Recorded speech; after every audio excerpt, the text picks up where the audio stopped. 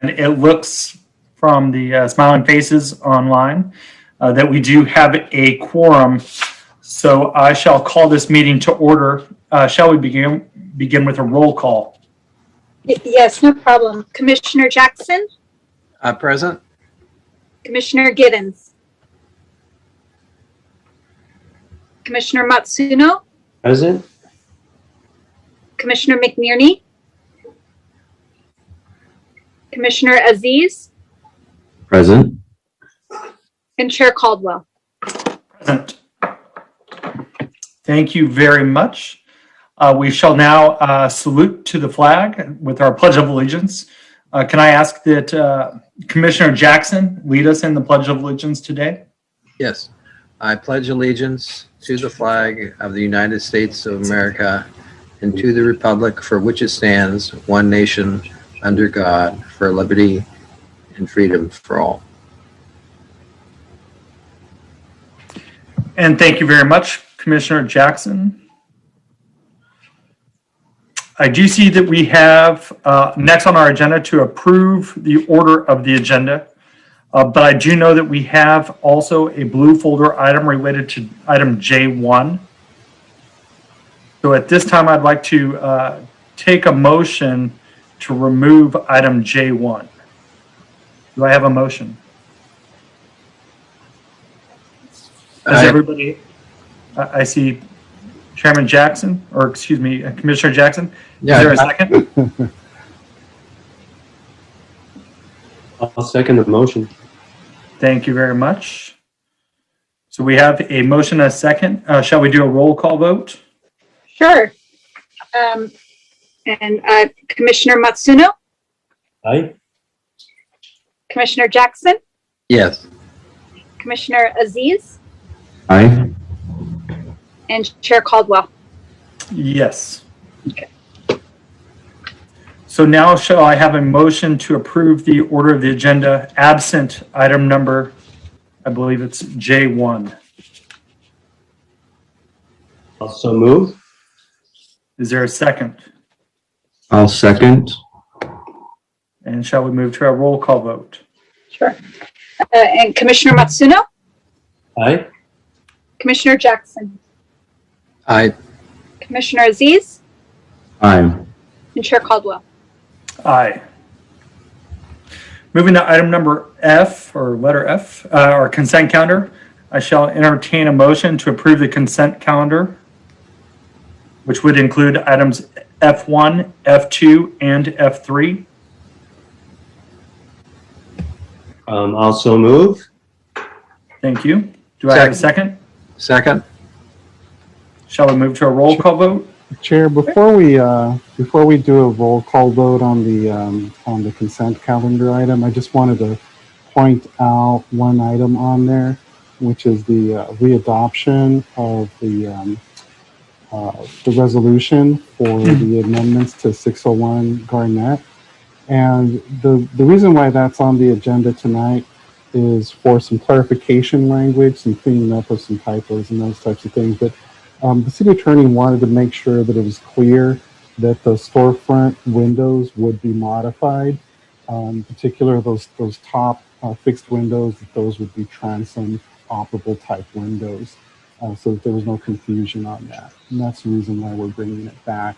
So I just wanted to make sure that make it clear that that was what the Preservation Commission looked at, reviewed, and approved. So just with that note. No, thank you very much for that and for the additional information and clarity. Does anybody have any other questions related to that item specifically, or would we still like to move the entire consent calendar, including that item?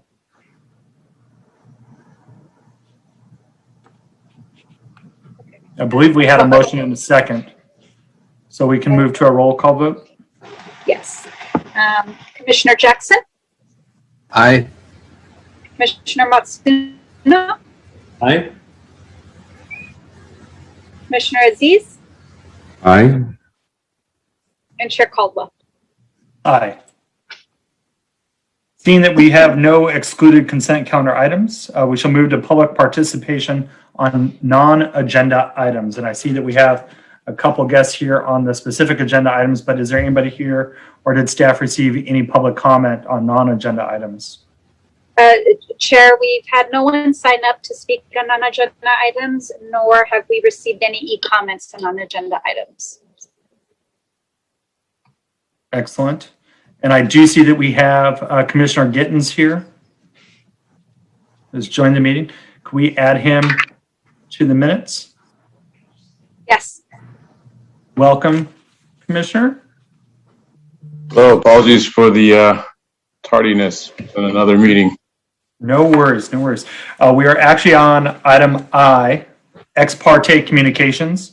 And this section is intended to allow all officials, all members of the commission, the opportunity to reveal any disclosure or ex parte communications about the following public hearings that we shall have today. Are there any items to report by any of the members of the commission?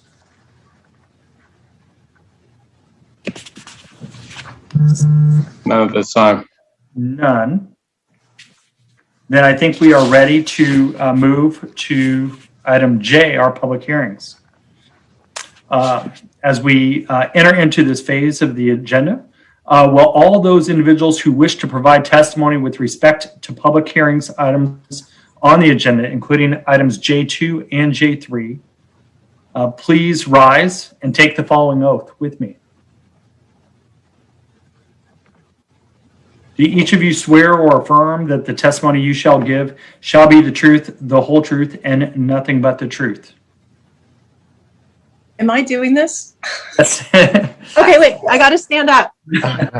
I swear I can tell the whole truth and nothing but the truth. Thank you both. Thank you both. I felt as though you would have anyways, but I just wanted to offer that opportunity.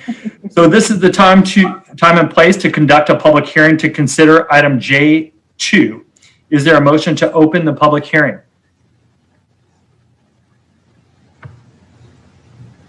I shall make that motion. Is there a second? I will second. Any objections? Hearing none, it is so ordered.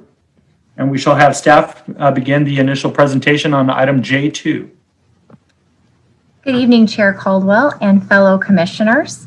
This is a certificate of appropriateness for the remodel of the potentially historic church located at 100 North PCH.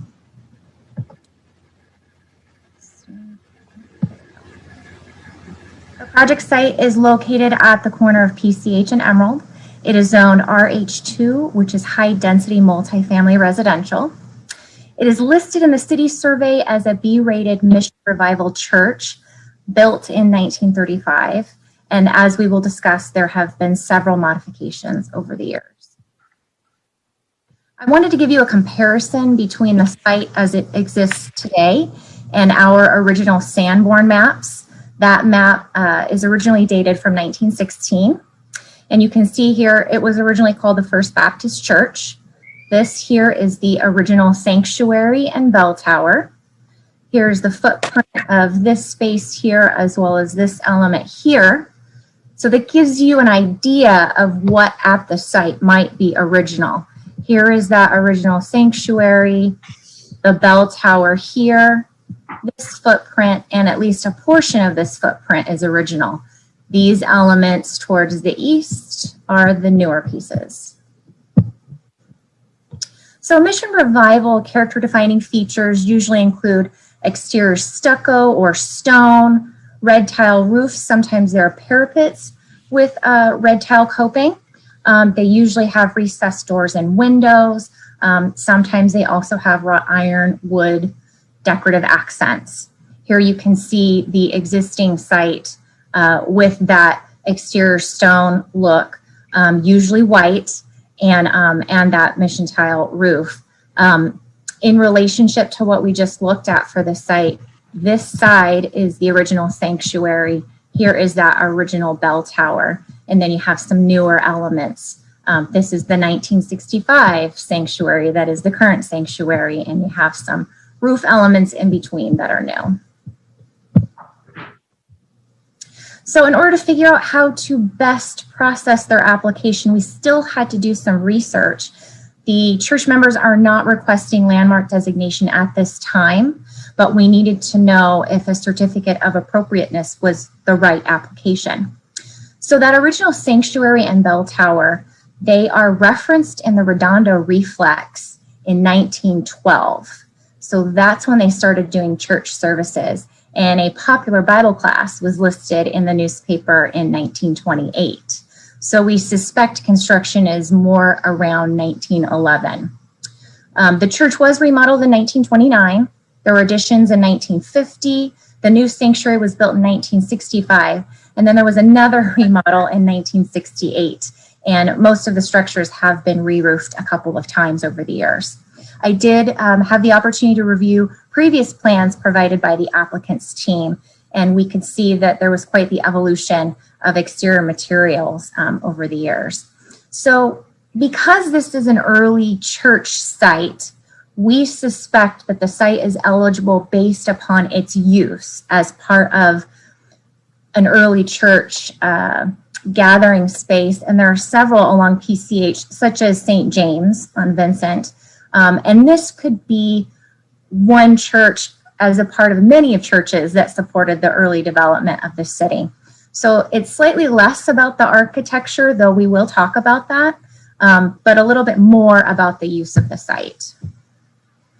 So the proposed project includes improvements for accessibility.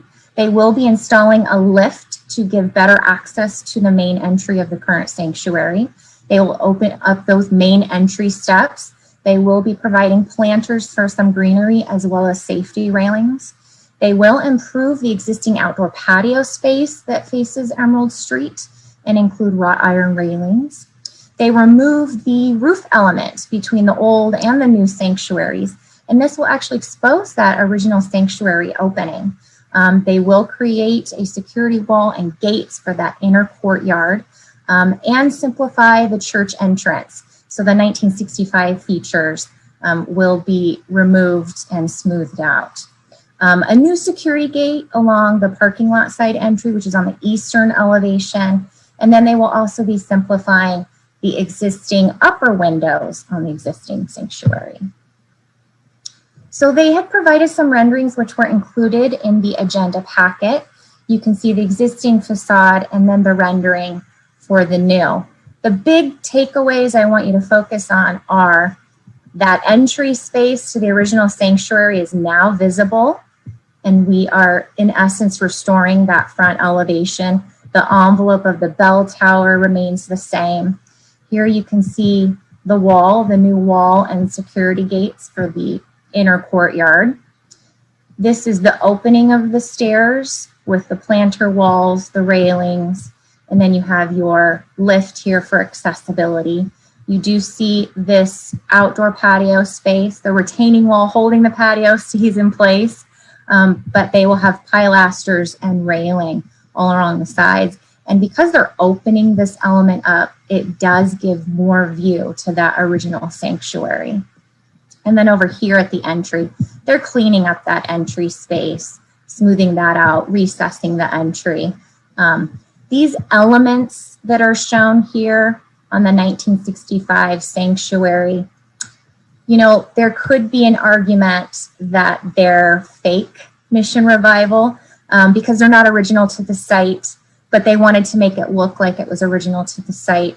So that plays a little bit into the decision-making we have to do tonight. Here's that side entry along the east elevation. They've had some security issues, so they are going to simplify it and do a basic gate along here. This actually becomes dead space on the inside. It's not new square footage. And then here are the elevations. I primarily wanted to show you this side elevation. These are the windows that will be modified. Right now, there are several very vertical rectangular windows. They will be simplified to square recessed windows into these simpler pairings. So our preservation ordinance links back to the Secretary of Interior standards for rehabilitation. One of the elements, it is most ideal for the property to be utilized in the same manner as it was originally intended. And it was a church site. It continues to be a church site. so that fits well. We do want to avoid the false sense of historical development or creating historic features that aren't original. My focus has really been that original sanctuary shown on the Sanborn maps to make sure that we're keeping that whole, maintaining the integrity of that space while simplifying other features that may have been added to create the Mission Revival feel. Maintaining the distinctive features, the exterior materials, basically the walls of the structures will remain the same. I believe the existing sanctuary is limestone. That red tile roof will remain the same. Wrought iron accents fit very well for Mission Revival style, but don't detract from the original structures. We talk about alterations not destroying the historic materials or the features, as well as the form and integrity of the original church being unimpaired. You know, there's that wall that's going to be built between the two sanctuaries with security gates. That could essentially be removed in the future, and the two sanctuaries would remain whole, right? And then again, removing the roof element between those two sanctuaries really keeps the focal point on the original entry for the old church. Now, this site is zoned high-density multifamily residential. There are no changes to the setbacks, no changes to the square footage, no changes to the height. So the essential form of the site stays the same. This was constructed before the conditional use permit process. If there are nonconformities, we would consider this site to be legal nonconforming. The only element that might be an encroachment is that lift out front. However, that is a reasonable accommodation for a public site. Staff recommends that the Preservation Commission adopt the exemption declaration and approve the certificate of appropriateness for the remodel of the potentially historic church site located at 100 North Pacific Coast Highway. I know that the applicant is here, so if you have any technical questions, we can turn it over to him. I will stop my share for now unless there are specific graphics you hope to see. No, thank you very much for the excellent report. As you mentioned, I do see that Mr. Packman is here and is the project proponent. And this would be the time for us to hear all those in favor on this project. So if you'd like to maybe say a few words or any thoughts that you might have on the item, and then maybe members of the commission might have some questions for you. Yeah, thank you so much. I appreciate your time. Obviously, we wanted to be sensitive to any of the changes that we've made to the structure, and to Stacy's point, we were actually trying to bring some of it back to some of its original design. One of the early concepts, we saw that where the stairs that we proposed, that was all stairs along the front, and so we felt like we wanted to try and bring some of that back, but with obviously some modern elements, and there's an existing accessible ramp that's there now, but it's not legal. The slope is too high, and so that was the reason that we took that ramp out, and there just wasn't enough room to be able to put a ramp back in to get to the legal 1 in 12 slope, and that was the reason that we chose to put in the lift along that side.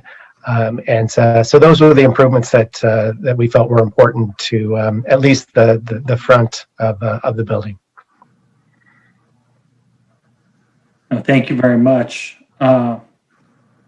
Before we close the public hearing and have discussion amongst the commission, do any of the members of the commission have any specific questions for Mr. Packman? Seeing none, and seeing that it doesn't look as though we have any other members here to speak in support or opposition. I did have a question. Sorry, yes. Chair.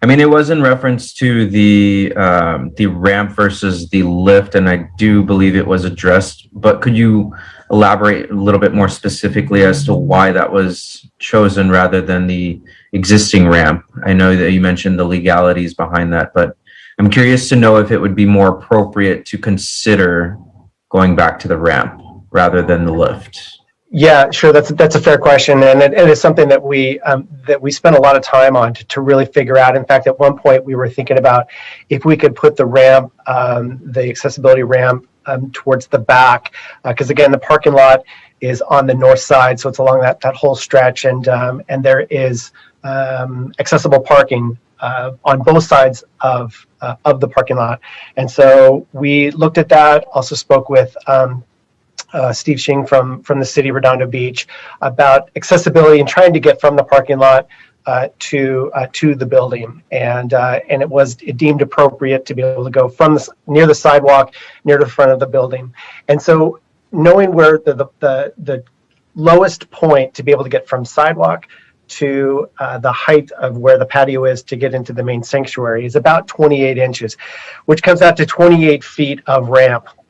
And so we weren't able to get, we'd have to zigzag back, and every time that you make a turn, you have to have an appropriate amount of flat space to be able to make the turn, and then to be able to get back up, and then to be able to turn again. And so we were really it was almost coming to 3 switchbacks or 2 switchbacks, and it was taking up so much room because of the space that we have from sidewalk to the face of where the church and where the doors are. We were running out of real estate, quite frankly, and so that's where we went and looking at, well, with the ramp or with the lift, excuse me, that there was a way to be able to still satisfy for any of their people that were coming to the church to be able to get up and into the building and still allow the steps and not with the ramp. And so it really came down to math. That was one of the biggest elements that we had to fight with. Does that answer your question? Yes, thank you for addressing. Thank you. EJ, I have one question also. Yes. Does the plans have any effect or changes to the interior of the church? Yes, we do. We do have some remodeling inside the church. That the only thing that you would see from the outside, again, was where the clear story windows that we are changing, but we are reconfiguring the stage and a few other interior elements that are part of the project. We're also doing some rework on the inner courtyard, which you don't see from the street, but that are behind that new wall with the 2 security gates. So we are doing some mostly hardscape landscape work inside that inner courtyard, not affecting any of the structure of any of the buildings, just within that inner courtyard, open inner courtyard. Did that answer your question, Chairman? It did. I just was curious as to like a comparison to the church down at San Juan Capistrano. When you're down there, you go inside there, it definitely feels like you're back in time. And I'm just curious. I mean, it really looks nice, the plan that you put together. I just wanted to get your opinion on how it's going to feel when you go into the church. Yeah, again, it's with what is inside the church. I mean, it certainly doesn't match the architecture currently. What's on the outside? I mean, there isn't really a whole lot of elements that are Mission or Spanish Revival. There is an upper mezzanine, which at some point was probably for choir or something that we're removing that portion of it.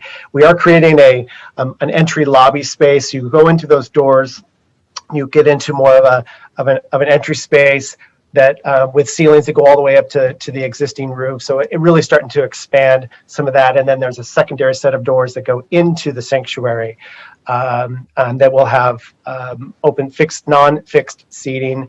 And then we're expanding the stage a little bit. They want to try and get a little more theatrical, if you will, be able to not necessarily do theater there, but just for the church services to be able to a little more of a contemporary, trying to draw in, a little more of the younger people to, and have some of that with some video screens along the back wall. So we are updating the interior and being able to create some areas where they can bring some shades down on the inside to be able to create more of a darker space at times that they want to be able to do that. So it's changing the architecture, but more of the function of kind of as they're entering into a different people that they're trying to attract. Thank you. Can I ask a question about the wall between the two structures? Sure. Is there a roof element behind that, or is it just a wall? Yeah, there's there is a roof element that it actually kind of is like an L. There's that is a colonnade in a sense, or a shed roof that comes off of the main sanctuary that turns and then dives into what is Emmanuel Hall, or the existing building, the one from 1935. So there is already a roof that's there, and so what we're doing is we're taking off a portion of that roof and the rest of the roof that was put on in the 1960s. So that's what we're taking off. So behind that wall, that new wall that we're putting, the roof behind will remain. You just won't see it from the street. So that's kind of what determined the height of the wall, was where the roof. Yeah, more or less. Obviously, it would be more like a parapet wall that would hide and conceal the roof behind, and that really is what was dictating the height of that wall. I don't remember what the height of that wall is, but you can see it from the elevations that we provided. And then I had one last question, and this, I don't know if this is for you or for staff, but in the first drawing, the material of the new retaining wall looked different. It was, I don't know if it was cinder block, but it looked brown, whereas the original wall looked like stucco white. So I'm wondering if the material on that wall is being changed. It is being changed. The actual wall is not changing, but the material that we're applying would be a stone on the face of that. Currently, it is. I want to say it's stucco. I don't know if it's painted. As a poured in place concrete wall. I don't know if it's painted or stucco, but that is the element that we are facing that in stone. And in addition to the other end where the lift is, we're trying to tie the two together, and that is a new material that we are introducing. Does that wall wrap around onto PCH at all? It does, yeah. Right at that edge before the bell tower, it does turn the corner, so it would be that southeast corner, I believe. Okay, so it's a stone, not a cinder block. That's correct. It would be a decorative stone. That's okay. I'm sorry, I also had one additional question regarding the existing east side entry, and the security, maybe proposed security issue that was proposed earlier. Just wanted to know just kind of the thought process behind moving it to a single entry versus having it being I think I was that L shape, if that's correct, Stacey, with regards to the texture, but just wanted to kind of understand the thought process behind that. Sure. Yeah. It currently is a single entrance, or single gate, and then once you get into that space, it's just kind of an unused area that is under roof. There's an electrical panel that's right there. So you kind of walk into this space. There's a little bench that's there, and what we're told is that parishioners on Sunday will come in, but it's primarily used for staff during the week. So we are not necessarily making the opening or the gate any smaller, but we are making what seemed like, at least from talking to the church staff, that it was really just unusable space, that nobody was there. And so it's still a wide hallway, or it's 5 feet, I think is what we have in there. So it is from alley or parking to alley through that gate, and then to a secure door to get into It's not even in the building. It's really more kind of another inner courtyard where all of the offices are. So it's that was another area that we were trying to be sensitive to and still provide the function for them. And does it provide a more secure area, for parishioners and individuals that are walking into that particular area moving forward with the one level entrance versus the one that's presently existing? I don't know if it necessarily is more secure. I think it was just a matter of trying to clean up that area where it had architecturally trying to clean it up a little bit to where it was just it was kind of roofing tiles that were at a certain level, and then it was surrounded by it just seemed like an afterthought. And so architecturally we were cleaning it up, but not necessarily changing the function of it. It's still going to be a locked gate outside of business hours. And obviously then on Sunday it would be open. Yeah, there we go. So obviously the upper left, that's what it is right now. And you go up through a couple of those steps, which we'd still have, and you'll see that it's a gate. It actually might be a double gate there, but we have a 4-foot wide gate. So we tried to maintain the same width of it. And it was just kind of an open space that didn't get used. And so we were filling in a portion of that. I think, if I may, because of how awkward this is and the need to have the security gate extending over here, perhaps I was inferring that it would be more secure because now this is a wall. This will become a walled space in lieu of having to have this alcove covered with gates. Yeah, and just to clarify, that was the point of my inquiry, was just to make sure that the safety issue was resolved. Okay. Yeah, we are still keeping it at you kind of get a glimpse of where the sidewalk or at least the crosswalk is from the parking lot that's behind you. So we'd still maintain that it was still within that or in that same area. Thank you. Does anybody else have any questions? Well, thank you very much, Mr. Packman, for all the information, for answering all of our questions. Is there a motion to close the public participation? Motion to close. Is there a second? I'll second.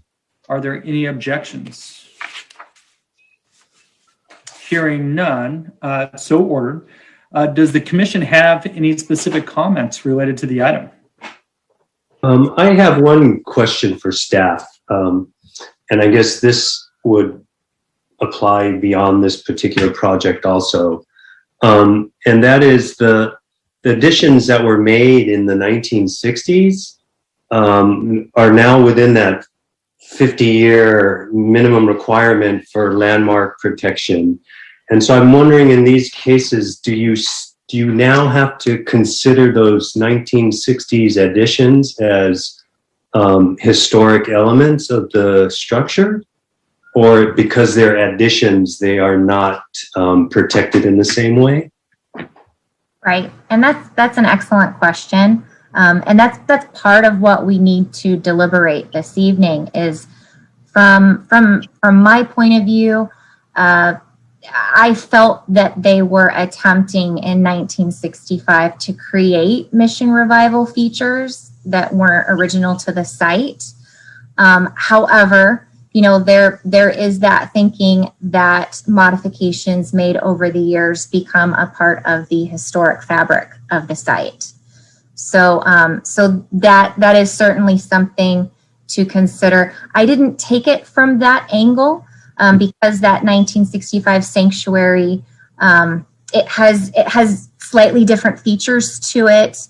As you heard from the applicant tonight, the interior is contemporary, so you don't necessarily have that feel of that structure being pure mission revival.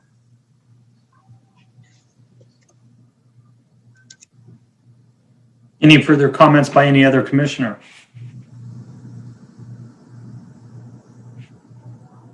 I guess the only other comment I might have is that it was mentioned earlier, I think by Mr. Backman, that part of the changes that were being made were to attract the type of, the more younger people to the church, and whether or not that plays into, this issue at all in terms of the changes that are being made. Obviously, I think that it definitely has historic value. You mentioned the reference in the early newspaper, but I think there is an issue of whether or not, if you're making changes to any property to attract somebody to buy it or otherwise, whether or not that factor comes into play. What are there anyone have any thoughts on that?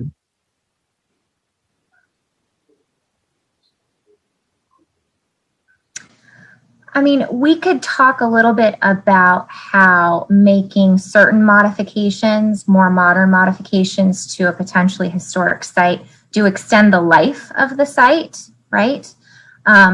So that does play a role.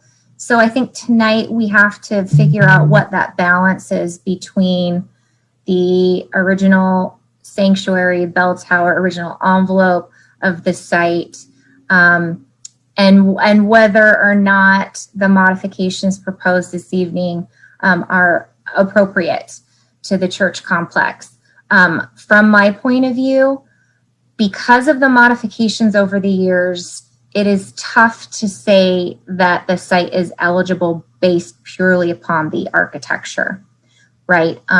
Unless it's been perfectly photo documented over the years, it is really tough to say what was originally intended for the site.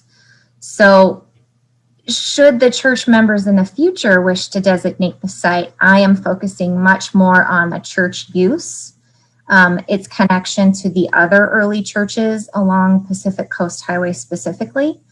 And it could be, part of that element of designation and not so much 100% on the Mission Revival architecture. But the applicant and I, Paul and I, worked to make sure that the modifications made sense for the site and we weren't making something disjointed. I think they did a wonderful job simplifying some elements and making sure that you kind of end up with a little bit of asymmetrical balance along that front elevation with the view of the original sanctuary and bell tower. And then also the newer version on the right-hand side. So, that is part of what you need to deliberate, but I don't think the architecture at the site is pure. Okay.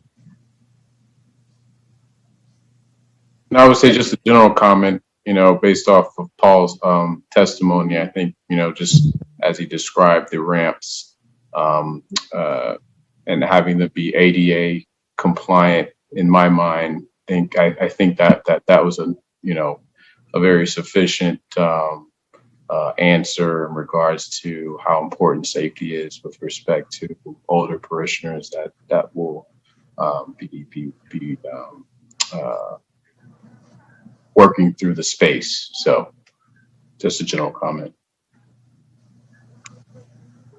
No, thank you very much. And I agree with most of the comments that have been made so far. Specifically, as staff went through the presentation, not only do I think it meets the preservation ordinance, but in my opinion, it definitely meets the essence and the purpose of the ordinance, specifically to maintain the historic purpose. I don't think that anybody that's been in Redondo or lived in Redondo hasn't driven down PCH and seen that property. As soon as I saw the address, this was the property that I assumed it would be. And reading the materials, I found out it was. And I was pleasantly surprised with what's being proposed there. I was a little bit surprised because I've never been that close to the building. And from the road and from afar, it does perhaps look a little bit more historic as far as the amenities and some of the things that have been done there. But I think when you pointed out that we want to avoid the false sense of historicness to the property, that's completely understandable. So with that, I shall entertain a motion. Staff is recommending that we adopt a resolution by title, and it is included within the recommendation. Is there a motion?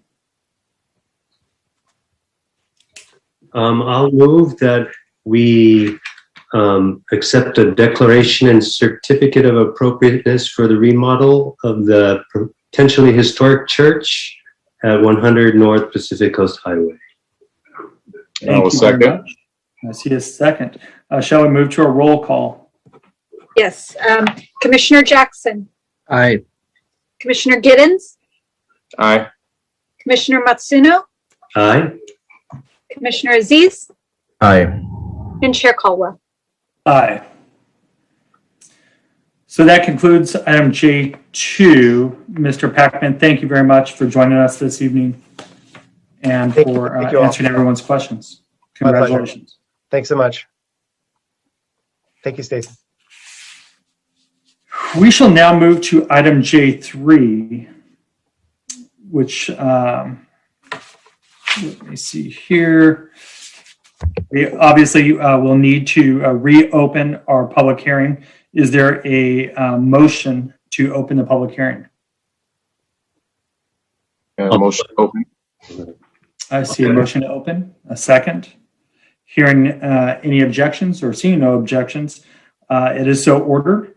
And I do believe we have a staff report on this item as well.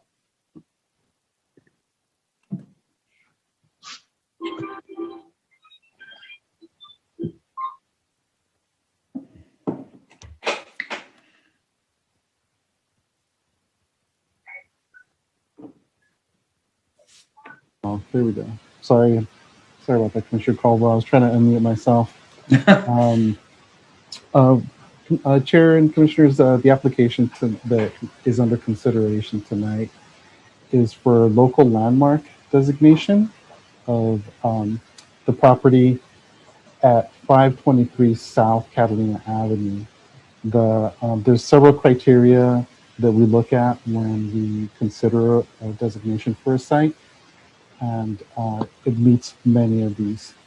So the property is reflective of the city's early history of development. It retains some character-defining features of craftsman-style architecture. It's a contributing property to a potential district, and it also has ties to people of local significance. And on that note, I'll talk a little bit about the original owners of the property. The original owners of the property were documented through the permit records and the Redondo reflex as being Dr. Russell Shea. And he's the original owner of the house and was a longtime council member from the late 1920s up until the mid 1950s. He was mayor. And in fact, he was a proponent, an early promoter of relocating City Hall to its present location, which is kind of an interesting thing. That was an interesting tidbit that I found in my research. His wife, Mrs. Shea, was also very active in social clubs, and she was in fact the president of the Women's Club, and at some point later on became the postmaster for the city. So both, kind of notable people in the city's history. So that was kind of interesting.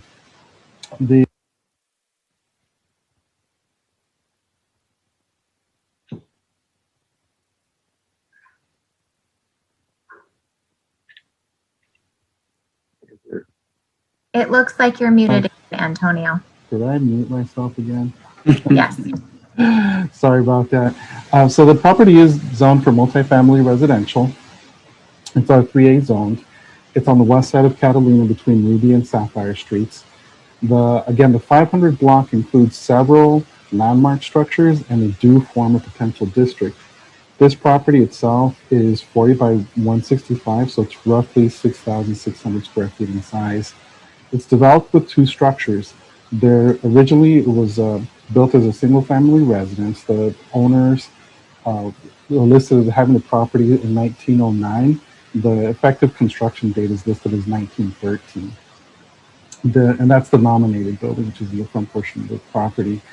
There's a separate building towards the back where there's the unit built over a detached garage structure, and that was built in 1949. The house, one thing that is kind of interesting to note is that it is framed by date palms that are in the right-of-way, and it has an asymmetrical design with some brick columns that frame the ground floor. But again, it has this asymmetrical dormers that are part of the architecture. And there's some closer pictures that I'll show later. So again, the house itself, the original structure is a B-rated building according to our survey, and these are some of the features that kind of highlight some of the outstanding kind of character of the house. It is a cross-gabled roof with two distinct dormers. It has some very deep eaves with these triangular brackets that you see in this picture. There's the wide horizontal wood siding, which is pretty much intact. There's a lot of original windows with the thick wood surrounds, and the upper divided light, which are shown here on the porch picture. That's on the left side of the house. The right side of the house, there have been some alterations, but a lot of the original features still remain. Again, there's the single hung wood windows with the divided light uppers, the original brick fireplace, which has a kind of a storage shed in front of it right now. It does show the deep eaves with the triangular brackets, which are kind of a character-defining feature of the house. And that's on this side. And these are the two dormers. These are kind of closer up pictures of the dormers. One has the gable end with the shingles siding, and the other has the shed roof with some of the shaped rafter tails pointed towards you. You can see those shaped rafter tails more in detail along the porch in the front there. And then there's the side door, which appears to be original. Don't know about the lamp, but also kind of in character with the style of the architecture. This is the rear of the structure. There was an alteration in 1927 that was constructed, and that's this kind of little addition in the back here. The siding is completely different, and it's built underneath the rafters. Now, the Shea family, they moved to another home and in the 1940s, and it looks like at that point the house was altered to create two units. And in 1947, there was a third apartment that was kind of carved out of the existing space. So right now, the main structure is actually used as three units. The back, as I mentioned, the property, the structure that was built in the back was built in 1949. It has the detached garages that face the alley with the unit that's above. Obviously in a different, more vernacular style than the original Craftsman house.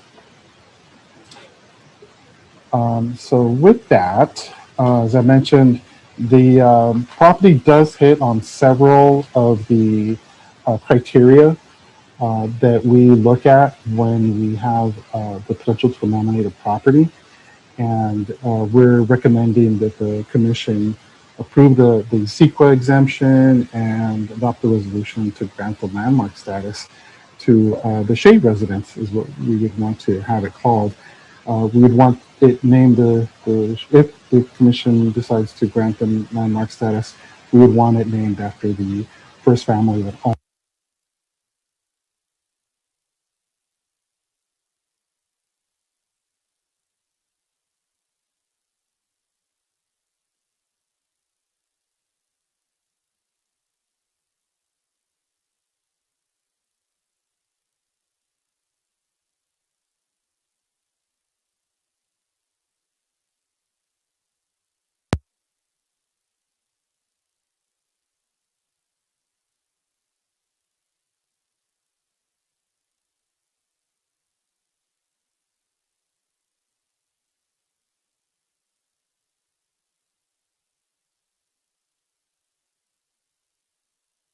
Ms. Goldberg?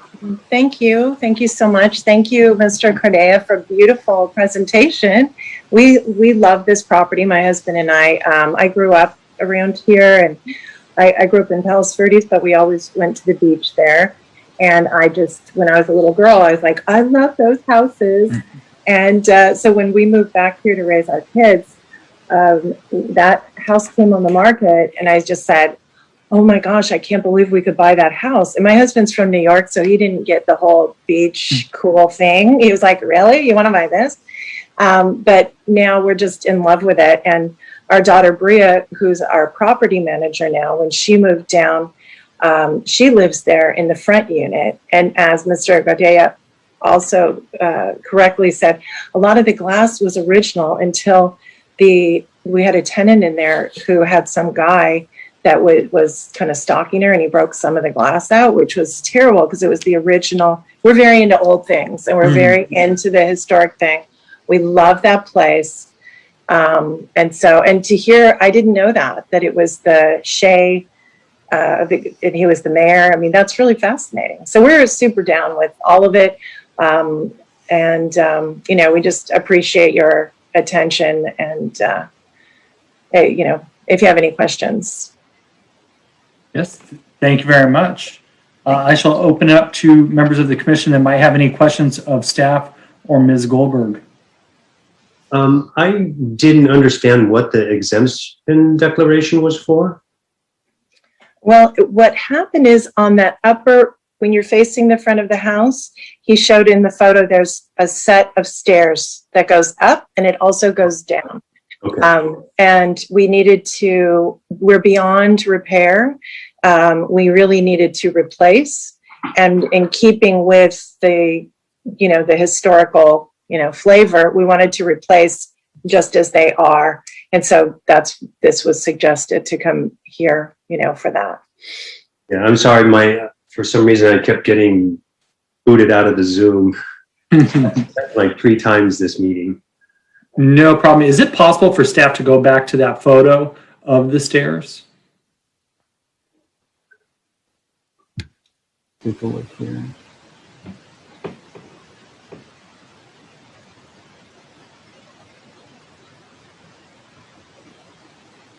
Oops. Let's see. I don't know if we're going to be able to see the...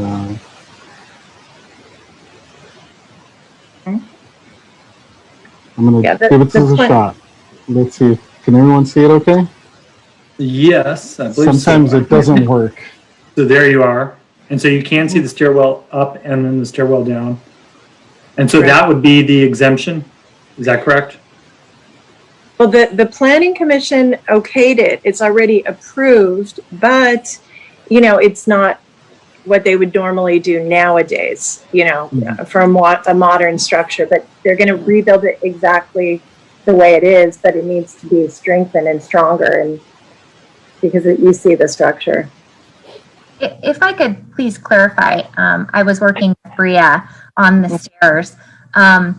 Because it's a like-for-like replacement, it's just for safety and access.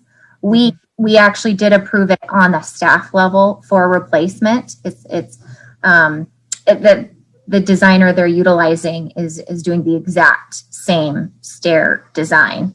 So we did not bring a certificate of appropriateness to you for the maintenance of that. However, we are required to prepare an exemption declaration per the California Environmental Quality Act, which allows for the designation of historic structures and some minor maintenance. And we as staff can deem it as environmentally appropriate to do that. Perfect. Thank you. Right, so any necessary alterations or revisions for maintenance and repair would be exempt from CEQA. So that's really why we include an exemption declaration, is if there's anything that the commission would want to have altered or replaced or restored or rehabbed, we want to make sure that we include an exemption declaration for that. So therefore the inverse, if I may, Antonio, the inverse would be Inappropriate alterations would be considered an environmental impact to a cultural resource. So we're essentially making the statement that we are adhering to maintaining this cultural resource in an appropriate fashion. Yes. Thanks, Ms. Kinsella, for clarifying. Well, we wanted to get the maintenance going before we did the designation so that there weren't safety issues at the site. Right. True. Thank you. Commissioner Matsuno, did you have any further questions? I actually did, but they're not as serious. When I saw the pictures of the dormers, my first thought was, I wonder if they have leakage in the balcony. Like, does the water pour in there, and is that an issue? No. Not yet. Okay. Not yet. So far, so good. And then the wavy glass, I was going to say, is the original glass that wavy glass? It still is. There are, though, I would say, I think several or a couple of the larger panes, somebody came and got with a BB gun twice. It was like really bad. And so it was impossible to replace that kind of a big pane of glass immediately with anything, unfortunately, because it really makes a difference to my way. I see the difference. I learned about it because we live in a historic home, and the window here has the wavy glass. And when the building inspector took us through, he says, whatever you do, don't replace that glass. And I didn't understand why. I'm like, why? He goes, that's original glass. Look at it carefully. And then you see all the imperfections in it. And once you know about it, it's like you notice it when it's present. Yeah, it's beautiful. Yeah. Are there any further questions from members of the commission? I had a question regarding the original brick and the triangular bracings on the roof. How much of that regarding with respect to restoration will be affected if or if not? You mean for the stairs? Yeah, the brick pillars. And not at all. Okay. Yeah, it doesn't affect any of that.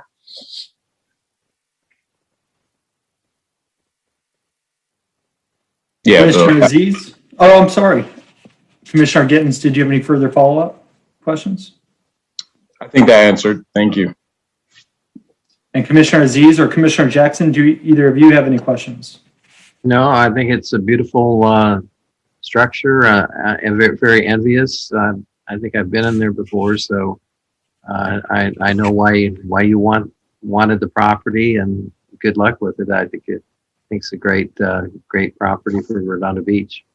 Thank you. Yeah, we feel the same way. I love that street. Yeah, hopefully you can rally the neighbors for that historic district. Yeah, I know the people next to us are interested, and some of the other people are. I mean, I think that would be fabulous. Yeah.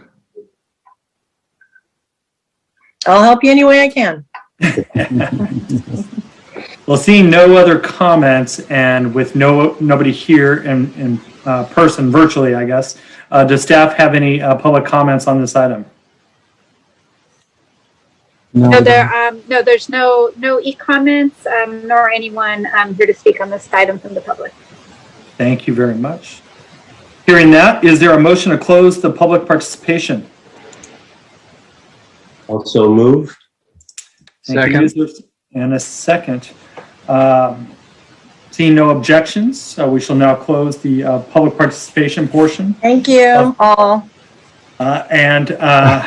This will be the time now for commissioners to ask any final questions or provide any comments before we entertain a motion. Are there any last final questions or comments?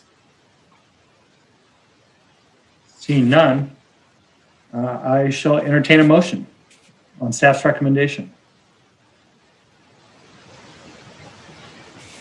So move. Thank you, Commissioner Gittens. Is there a second? Second. Thank you, Commissioner Jackson. We shall move to a roll call vote. Yes, Commissioner Aziz, Aye. Commissioner Matsuno, Aye. Commissioner Jackson, Aye. Commissioner Giddens, Aye. and Chair Caldwell. Aye. So having successfully moved through the public hearings, we shall now move to item K, items continued from previous agendas. And I don't believe we have any, but staff would correct me if I'm wrong. We do not. Okay, and then we have item L1, discussion and possible action on the Certified Local Government Program. Yeah. Okay. So we are a certified local government, which means we have a great preservation program. And annually we need to report our preservation activities to the Office of Historic Preservation. This is our opportunity to not only show that we're maintaining our program, but also to reflect on how many great things we did over the past year. I was a little bit nervous looking through our records because I wasn't sure if we were going to meet our 4 public hearing minimum because of the pandemic, and we just met it.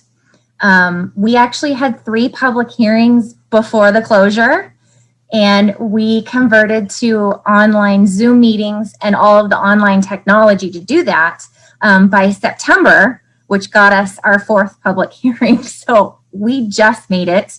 Although I'm sure there are other jurisdictions that maybe had the long pause, and I suspect the state will be understanding. But we were still able to designate 3 landmarks last year. Antonio and I and some of the commissioners were still able to engage in continuing education online, which all counts towards our certification. The big win is we were able to host 7 minor alterations subcommittee meetings and move forward through, 11 different applications. All of those minor improvements, in my opinion, is our preservation program in motion. You only see the major changes or the designations, but those minor alterations are a reflection of our historic homeowners caring for their properties and wanting to maintain them. And this includes everything from a simple window change out to talking about siding that's falling apart.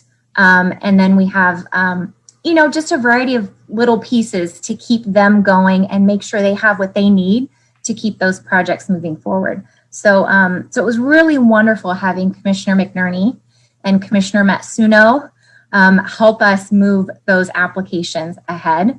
And that we don't want to fail our historic homeowners, right? We talked some of them into being a part of the preservation program, and they committed to the Mills Act program, which is a labor of love because they can't just do with their property what they want. So anyhow, it was nice to submit this report to the state and to show them that we were very active last year, and we still very much care about our wonderful historic sites. Congratulations. Yes.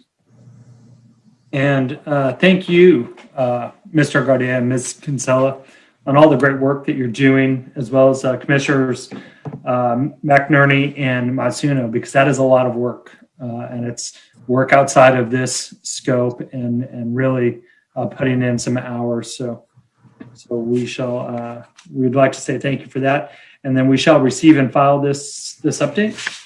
Yes. Thank you very much. And are there any items from staff?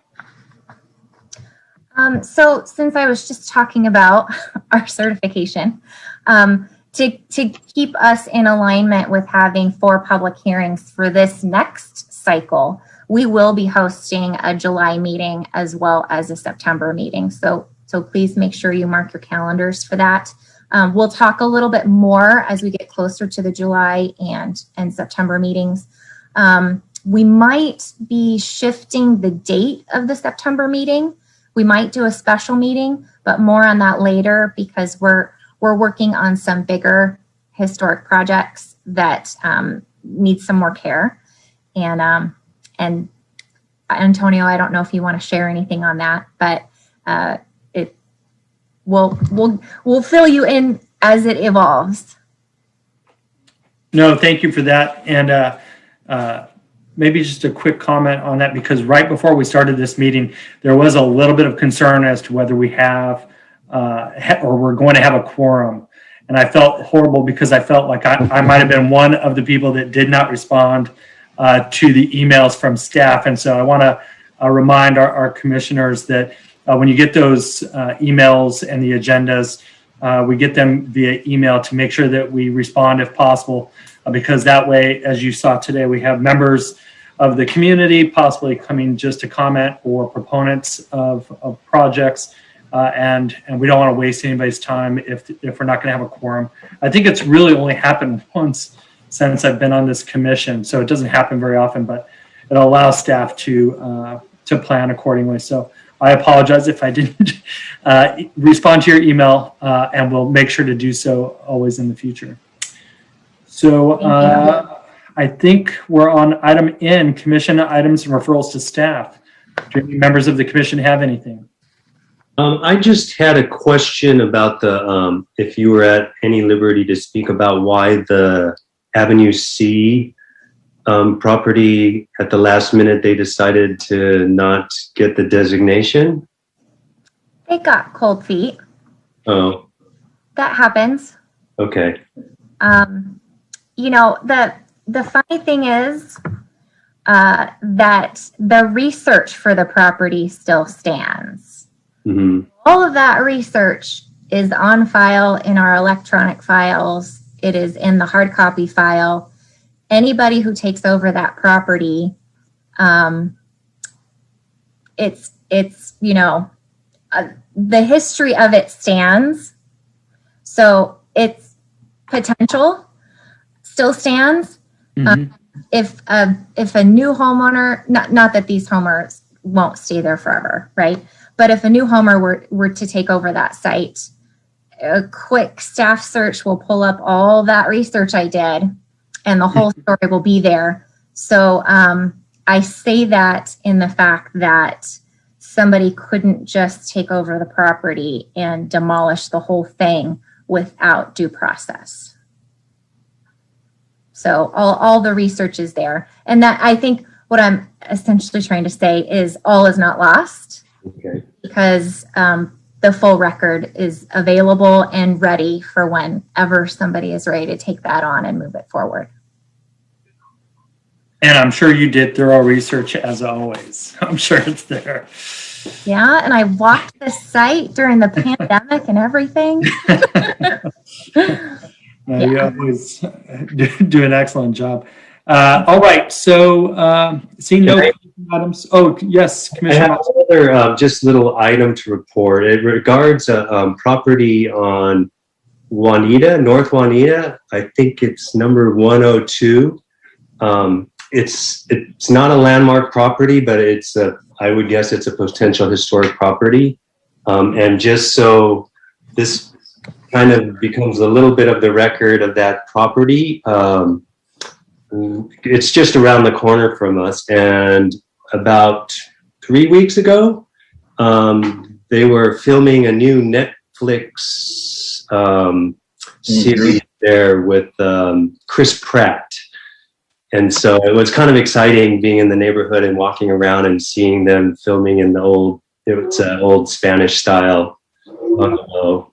And I think it's 102. It's the first block on North Juanita. But so if that, I think the series is called The Terminal List. So when it comes out, look for that Redondo historic bungalow. Great. Excellent. Thank you for that. We'll keep our eyes out. Yeah, I saw that as well, Commissioner Matsuno, up the street from Paris Middle. So Yeah. Well, we shall now entertain a motion to adjourn. Do I hear one? I move we adjourn. And a second. So second. Seeing no objections. Thank you all. Thank you, everybody. Thank you, staff, for your excellent reports. Thank you. Thank Thank you. you all. Everyone for your Great time. job, everyone. Thank you. Have a good evening. Night. Aye. Bye. Thank you.